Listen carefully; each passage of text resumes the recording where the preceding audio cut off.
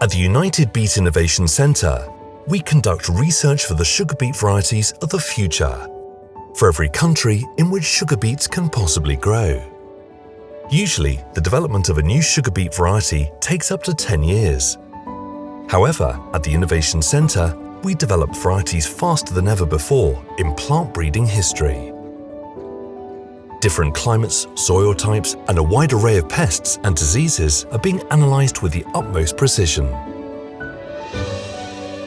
This way, we can customize our varieties into each agricultural situation thinkable. That's how we ensure farmer and industry have the best possible sugar beet seed in their hands.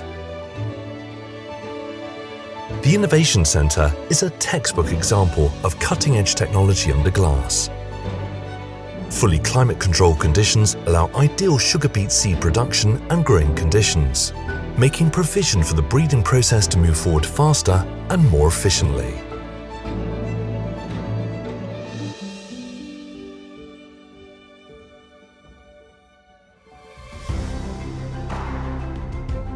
To develop the right characteristics for a specific sugar beet variety, we start with a very meticulous procedure, which is called hand crossings. In our seed production laboratories, we select different father and mother plants which contain successful genes in order to create a new variety.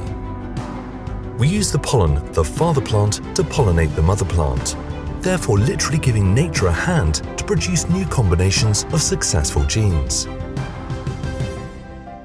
Young plants can be grown all year round in our climate-controlled greenhouses.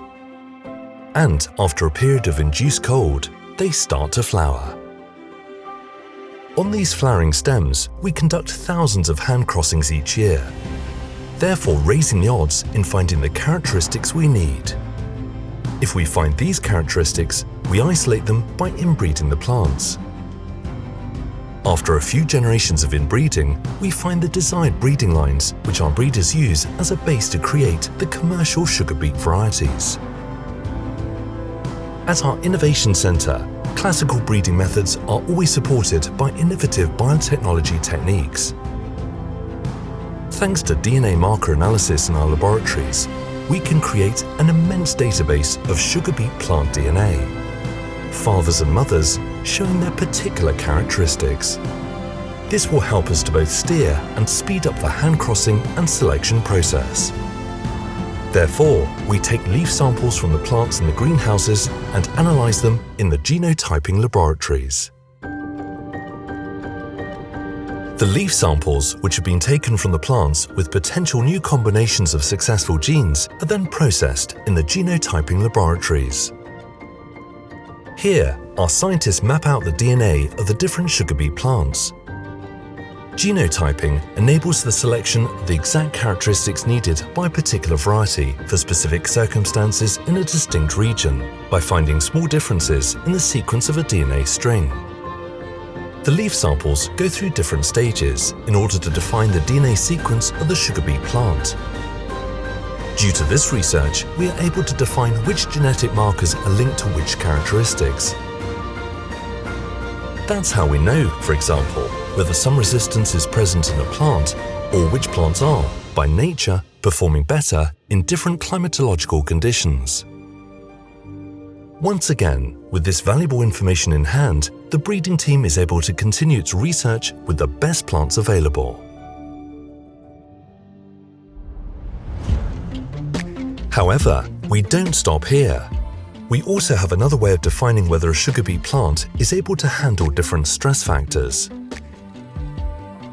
This research happens in the phytopathology laboratories and greenhouses.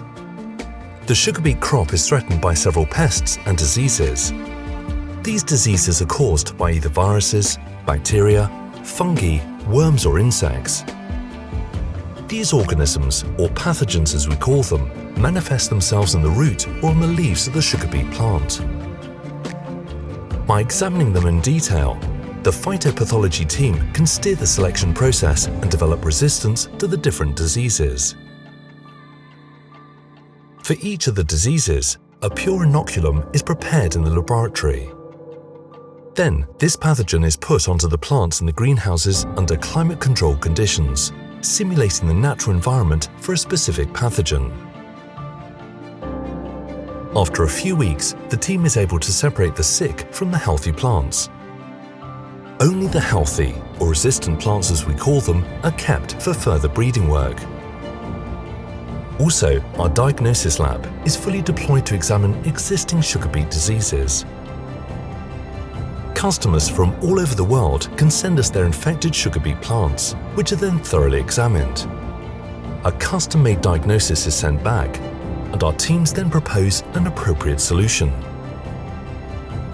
Due to the state-of-the-art automation of different processes, the research work can be sped up by 30%, allowing the team to proactively conduct research into future threats to the sugar beet.